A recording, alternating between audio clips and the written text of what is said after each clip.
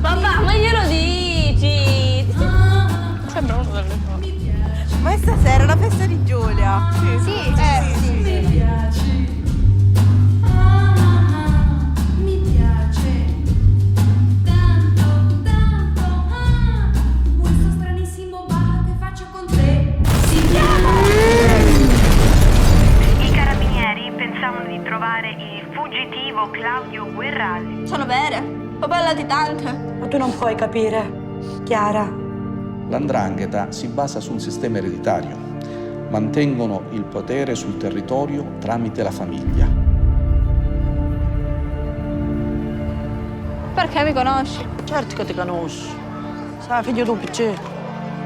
Che fai? Voglio parlare con mio papà. Ma state facendo tutto questo per il bene di mia figlia o per mandargli un messaggio a mio marito? Buonasera. Buonasera. Tutto a posto? Tutto a posto.